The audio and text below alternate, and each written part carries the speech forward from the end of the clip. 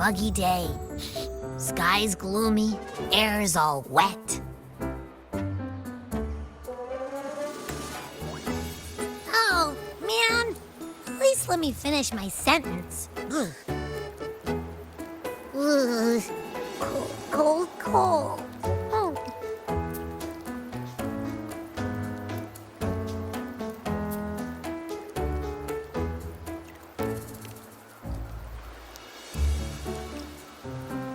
All right. I'm famished. We barely had a bite sprinting all the way here from Ragoona. Whoa! Pinch me! This is a feast and a half!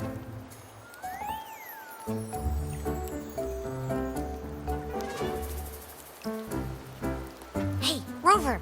So, we did bring enough money, right? I mean, we kind of rushed out without grabbing anything. Oh, that. Don't worry, money's not an issue.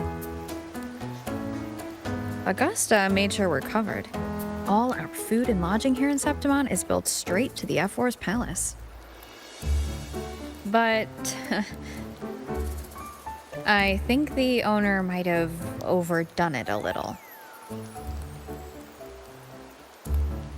Ha! Better get used to it. You're the champ of the Great Aegon. And you know me. If food's on offer, I'll be a scoffer. Yeah, no leftovers, guaranteed.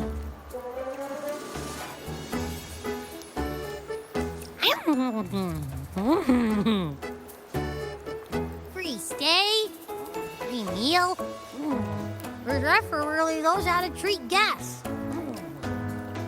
Maybe we should, hang around a bit longer.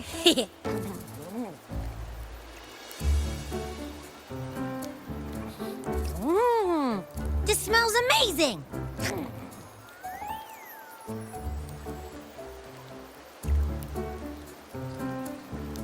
Abby, what do you think Imperator wants me to find? If Cardathia's right, the last clue should be somewhere on the Sanguis Plateaus. We're so close to the finish line. Just one step away. But our pace has slowed. Relax. We're already back in Septimon. What's the rush? I remember Lupa said there's this weird blight cloud hanging over the Sanguis Plateaus.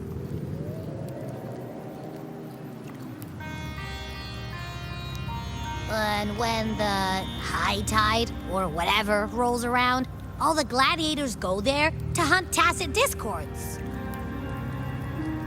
Wait, is the high tide coming up soon? The Aphra's invite did say something about a big hunt. Huh, that reminds me. Aren't we supposed to meet her today?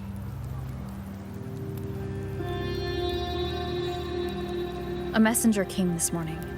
Augusta is dealing with an emergency, so our meeting's postponed. Looks like it'll be a while. An unexpected change. It's throwing everything off course. I don't like the feel of it. And why me for this hunt? If it's about the Great Aegon, the messenger said none of the other gladiators were invited.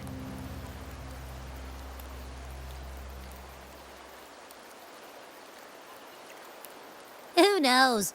Maybe she just wants to test her strength against you. Typical Septimontian, right? You think so? I've only met her a few times, but I doubt she acts on such simple impulses. And as the F4, can she really thoughtlessly do whatever she wants? Guessed from afar, you possess eyes as clear as crystal. But what troubles you so that eyes once bright as the highland sky now darken with rolling clouds?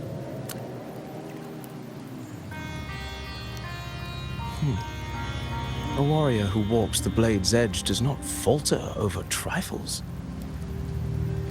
The clouds, if I may guess, are cast from the throne. At the peak of Capitolini Hill, beneath the pale walls of the Ephes Palace, secrets lie buried. And the most intricate among them are those born from the pursuit of power. Even one as honorable as the Epher must learn when to be ruthless.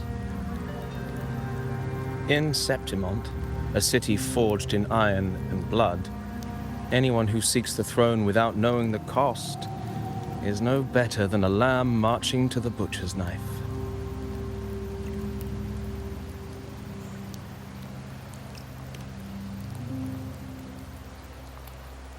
I am Nestor, a traveling poet.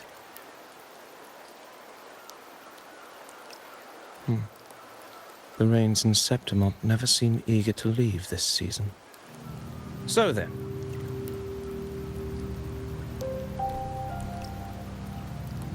if you are curious about the Epher, then allow me to say that nothing would honor me more than to offer even a modest service to the champion of the great Aegon.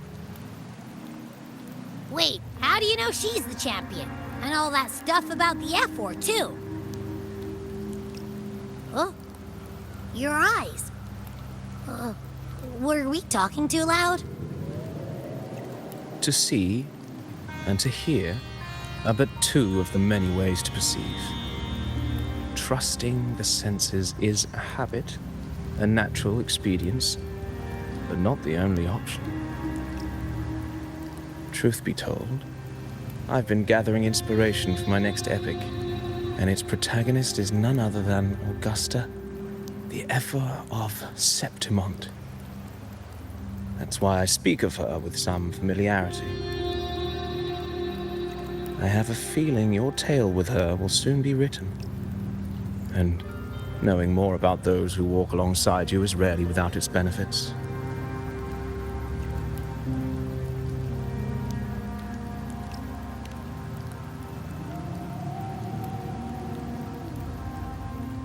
Augusta, a girl of humble birth, a resonator of modest talent, a commoner without noble patronage, and yet, from the den of wolves that is Septimont City, she rose and eventually claimed her place.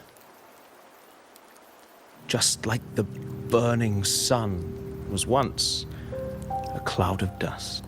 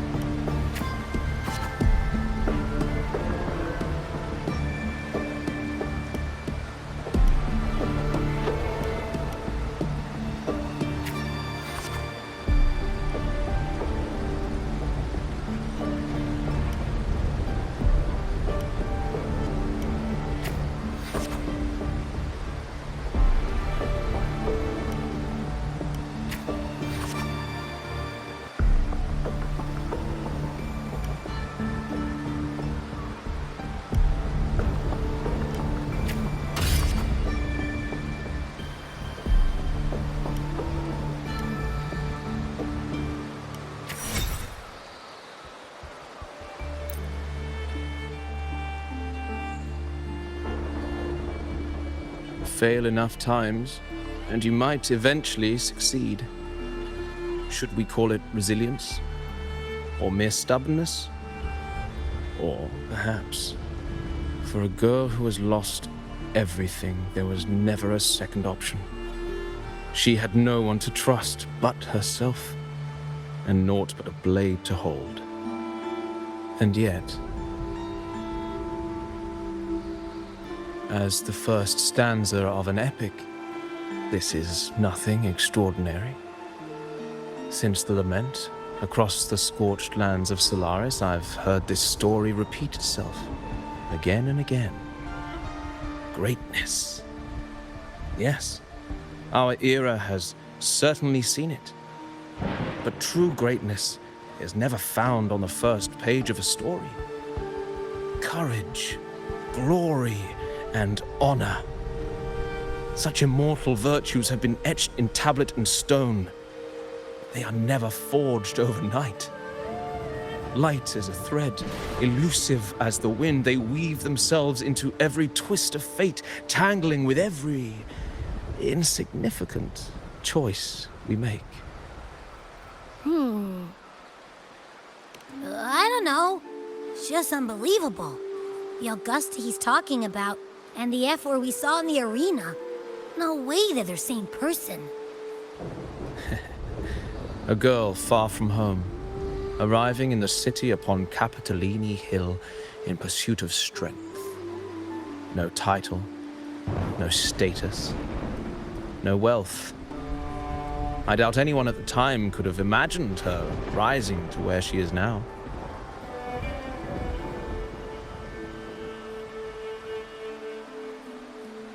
Do you mean Kato?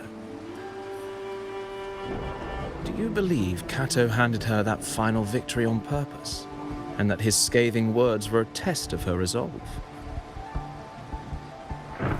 Then Kato must have been an idealist, to place his faith in a girl with nothing to her name. Now, why don't we keep this question in mind and see where the story leads us?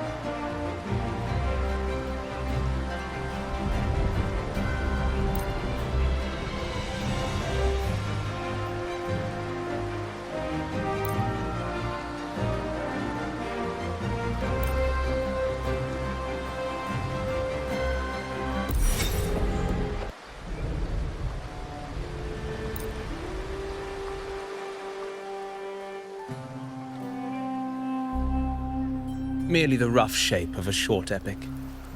This is all I can offer about the Ephor.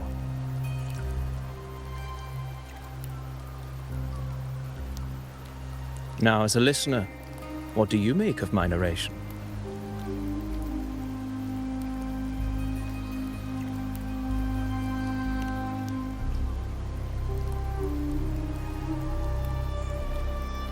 I appreciate your kind words, my generous listener.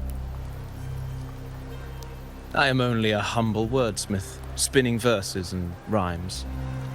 The essence of poetry is granted by those who dare defy their fate. There is one thing I must confess.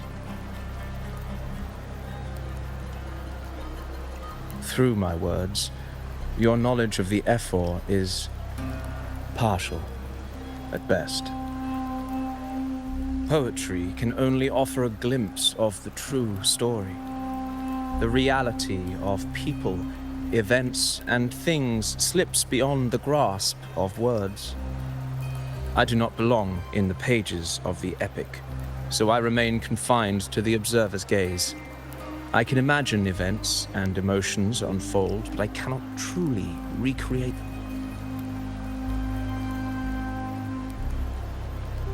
Here's some advice for you, though I hesitate to call it such. If you want the truth of a story, step into it. Become part of it. The opportunity stands before you now. As I've said, the tale between you and Augusta, the hero of Septimont, is only now turning its next page.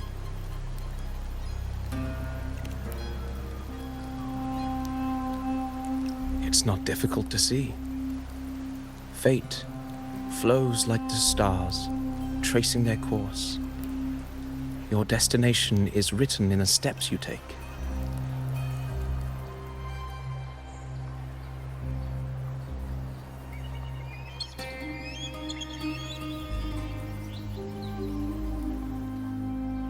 The rain is passing.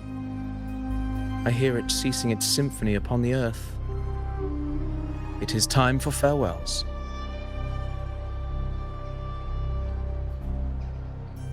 Before I leave, may I ask you one last question? What is it that has lifted Augusta to the seat of power? What is it that makes a ruler?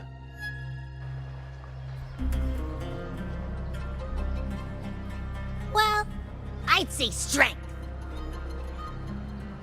Let's be real. There's no way Augusta could have passed those trials without strength.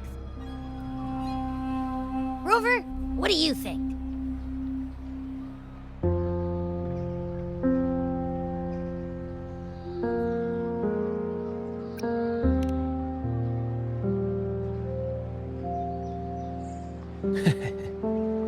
You needn't rush to answer now. Keep it in mind as you continue your journey.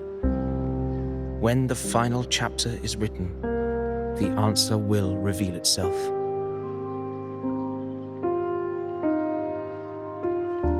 Farewell, my friend. Our paths crossed by fate and by chance. Soon, after this brief encounter, everything about me will be gone with the wind. But you, your epic continues.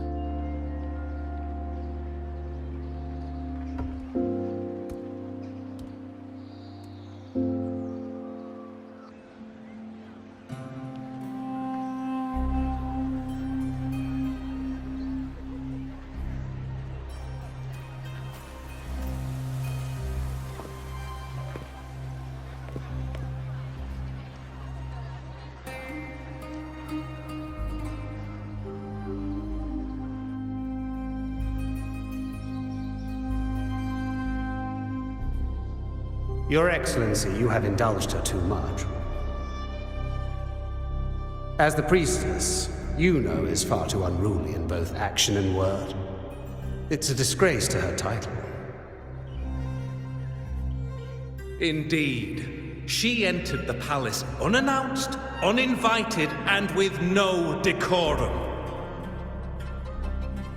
A blatant affront to the authority of the palace. Same as always. Senators, all she crossed was a doorway. One too insignificant to carry the weight of our authority, or defend anyone's fragile pride. Let us not forget, it is not the walls of Capitolini Hill that command fear. It is my will, my sword, and our relentless conquest.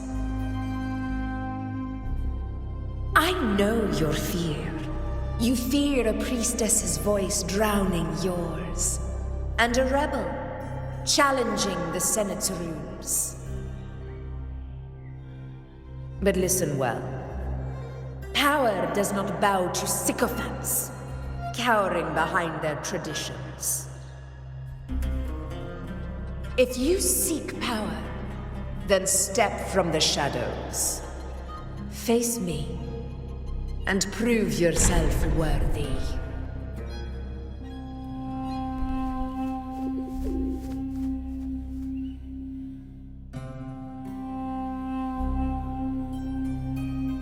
Took you long enough, Augusta. Handling the senators takes time. You know that. Well, to keep our esteemed priestess from waiting, maybe next time I'll just leave them to their own devices. I'll make sure they record every detail of your feat and relay it word for word to Grandmother Lilibet. Priestess Iuno, unruly behavior, left Tetragon Temple without permission and trespassed into the Ephor's palace. I wonder, who will lose it first? Lilibet or you? Let those old foxes report me all they want. If they step into the tetragon left foot first, I'll shoot the left. Right foot first, I'll shoot the right. Hey, I'm with you on that one. The Senate should be reminded now and then that the Tetragon's kindness is not a reason to take Priestess Yuno lightly.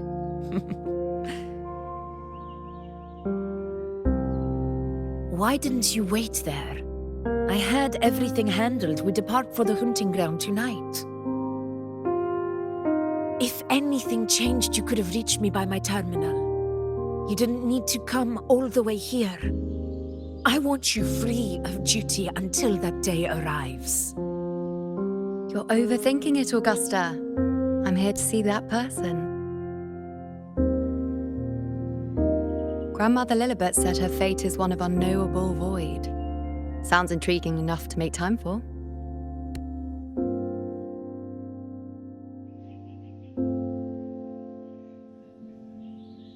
So that's it? Too bad. The ship from Laguna won't dock until tomorrow morning, and we'll be gone by then. Ugh, what a hassle. Patience, you know.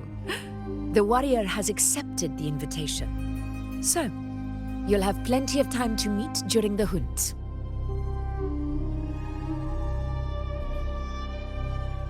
Is there something else you want to say? I read Grandma Lilibet's Book of Prophecies. A hunt and our plan, neither end well. Are you sure we should go through with this? Risk does not trouble me.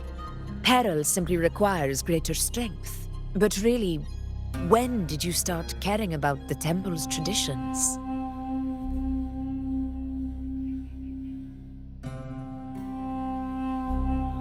O ye faithless of Septimont, the divinity is enraged.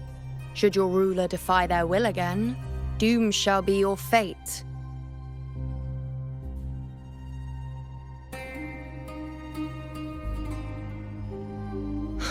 Lately, I've been hearing murmurs from the nobles again about the ancient prophecy from Raguna. I will admit, those words once carried weight. But when our ancestors crossed the waters and climbed these hills, Raguna's divinity didn't get a seat on the ship. And the priestesses all said the prophecy was incomplete. Only the hero of heroes, wielding extraordinary power, risen from the dark tides, shall bring eternity to Septimont. Then shall the waters quiet, the tempest still, and glory return with the blood of the old king. Do not forget, this is the other half of the prophecy.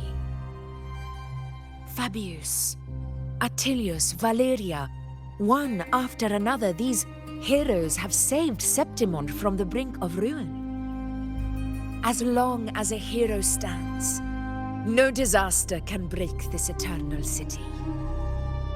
What if this time is different? What if ruin is our fate? Then I will sever that fate with my blade.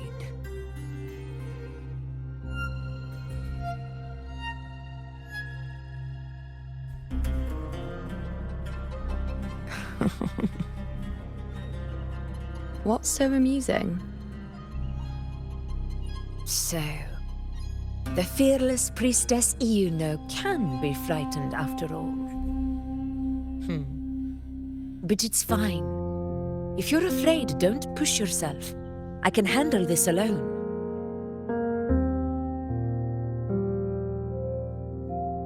Most revered priestess, wait for me in the temple. I shall return victorious. Frightened. Me? If anything, it's you, trying to shut me out and face it alone. Fine. Go ahead. You'll come back to me sooner or later. That I can't deny. I knew it. So you do need me for this hunt. Thank you. You know.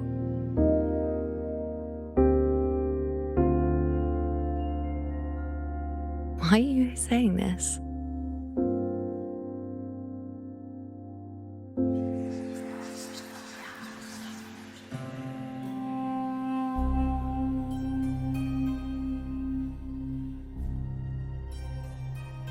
The storm is coming. Come, you know my friend. The best way to greet a storm is to walk straight into it.